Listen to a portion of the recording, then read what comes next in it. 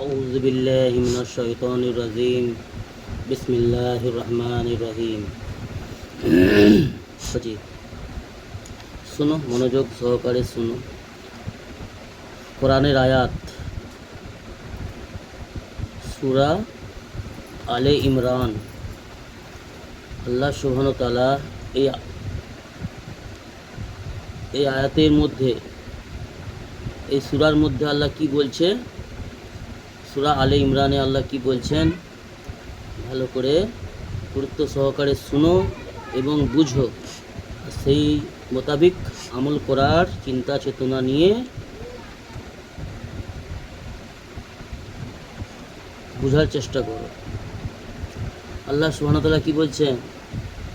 আল্লাহ তাআলা রাসূলুল্লাহ সাল্লাল্লাহু আলাইহি ওয়াসাল্লামকে বলিলেন, হে আমার প্রিয় নবী, হে আমার হাবিব, ইহা আল্লাহ তাআলার বড় অনুগ্রহ। বলছে আল্লাহ সুবহানাহু ওয়া তাআলা বলছেন রাসূলুল্লাহ সাল্লাল্লাহু আলাইহি ওয়াসাল্লামকে, হে আমার নবী, হে আমার হাবিব, ইহা আল্লাহ তাআলার বড় অনুগ্রহ যে আপনি তাহাদের প্রতি নরম দিল সাব্যস্ত হইয়াছেন। নরম মেজাজ হওয়া, নরম দিল হওয়া, নম্রতা অবলম্বন করার তৌফিক পাওয়া, এটা হচ্ছে আল্লাহ তাআলার অনুগ্রহ, আল্লাহ তাআলার বড় দয়া, বড় দেওয়া নেয়ামত। তো আল্লাহ রাসূল সাল্লাল্লাহু আলাইহি ওয়াসাল্লামকে বলছেন, আপনি যে ওই সমস্ত মানুষের উপর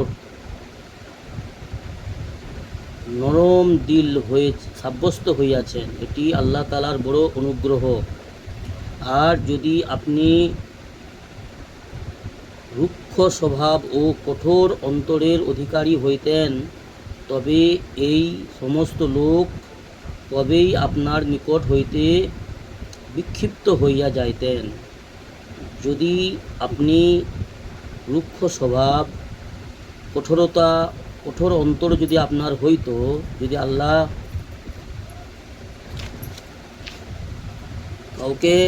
সুবহানাহু ওয়া তাআলা যদি কাউকে কঠোর মেজাজ দেয়, তার মধ্যে যদি কঠোরতা থাকে, তো তার কথা লোক দেখবে শুনতে চাইবে না, তার কথায় আসর থাকবে না, তার কথা অনেকেই দাঁড়িয়ে শুনতে চাইবে না। অর্থাৎ নরম মেজাজ হওয়া, নরমভাবে কথা বলা, এটা আল্লাহ তাআলার তরফ থেকেই পাওয়া যায়। আর যারা পায়, যে ব্যক্তি পায়, সেই ব্যক্তি হচ্ছে ভাগ্যবান। অর্থাৎ রাসূল সাল্লাল্লাহু আলাইহি ওয়াসাল্লামকে বলছেন, যদি আপনি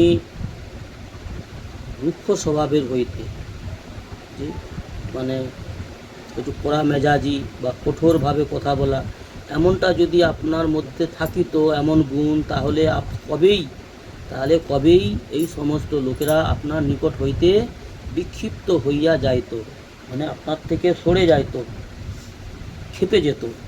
অর্থাৎ মুহাম্মদ সাল্লাল্লাহু আলাইহি ওয়াসাল্লামের অত্যাধিক নরম মেজাজ ছিলেন, নরম দিল ছিলেন। জি, কথার মধ্যে জাদু ছিল, কথার মধ্যে মিষ্টিতা ছিল, দৃষ্টির মধ্যে সমস্ত বিষয়ে আল্লাহ রাব্বুল আলামিন সমস্ত ভালো গুণ আল্লাহ আমাদের নবী, প্রিয় নবী মুহাম্মদ সাল্লাল্লাহু আলাইহি ওয়াসাল্লামকে আল্লাহ দিয়েছিলেন। তো এই সমস্ত ভালো গুণ আমাদের মধ্যে কাউকে যদি আল্লাহ দিয়ে থাকে, তো সেটাকে সঠিকভাবে ইস্তেমাল করতে হবে। দ্বীন ইসলামের পথে, আল্লাহর পথে আহ্বান করতে হবে মানুষকে হিকমতের সঙ্গে। বুঝে আসছে বাবা? তো কী বললো, যদি আপনার যদি মনের অন্তর কঠোর হইতো, তাহলে এই সমস্ত লোকেরা কবেই আপনার কাছ থেকে ক্ষিপ্ত হয়ে চলিয়া যাইত। সুতরাং এখন আপনি তাহাদেরকে মাফ করিয়া দিন এবং তাহাদের জন্য আল্লাহ তাআলার নিকটে ক্ষমা প্রার্থনা করুন। মুহাম্মদ সাল্লাল্লাহু আলাইহি ওয়াসাল্লামের সঙ্গে সেই এলাকার মানুষ অনেক দুর্ব্যবহার করতেন, অনেক কঠোর ব্যবহার করতেন, অনেক আজে বাজে কথা বলতেন এবং আজে বাজে ব্যবহার করতেন সেই এলাকার লোক, মক্কার লোকেরা বা তায়েফের লোকেরা। সেই জমানা রসুলের জমানা। তো রসুলকে আল্লাহ বলছেন কি, আপনি তাহাদেরকে ক্ষমা করিয়া দিন, আর তাদের জন্য আল্লাহর কাছে মাগফিরাতের দোয়া করুন এবং তাদের জন্য হেদায়েতের দোয়া করুন। হেদায়েত দেওয়ার মালিক আল্লাহ, আর মাগফিরাত করে দেওয়ার মালিকও আল্লাহ। অর্থাৎ এখানে কি বোঝা যায়, আমাদেরকে আল্লাহর সুবহানাহু ওয়া তাআলার কাছে সর্ববিষয়ে সর্বকিছু সর্বদা আল্লাহর কাছে নত হয়ে নম্র হয়ে চাইতে হবে, মাগতে হবে, আবার আল্লাহর কাছে চেয়ে নিতে হবে। আল্লাহ বড় দয়াশীল, আল্লাহ বড় ক্ষমাশীল। আল্লাহর কাছে যে যা অন্তর থেকে চাইবে, যদি সেই বস্তুটা যদি আমাদের জন্য মঙ্গলকর হয়, ভালো হয়, আল্লাহ সেটা অবশ্যই দেবেন। আল্লাহর ওয়াদা রয়েছে। বুঝে আসছে মা? তারপরে কি বলছেন, আর তাহাদের সহিত গুরুত্বপূর্ণ কাজে পরামর্শ করিতে থাকুন। গুরুত্বপূর্ণ কোনো কাজ বা কোনো ব্যাপারে, কোনো বিষয়ে যখন কোনো গুরুত্বপূর্ণ কাজের সিদ্ধান্ত নেবেন, তাদের সঙ্গে আলোচনা করুন, তাদের সঙ্গে পরামর্শ করিতে থাকুন। তারপর আপনি যখন কোনো বিষয়ে দৃঢ় সিদ্ধান্ত গ্রহণ করিবেন, তখন আল্লাহ তাআলার উপর ভরসা রাখুন। নিঃসন্দেহে আল্লাহ তাআলা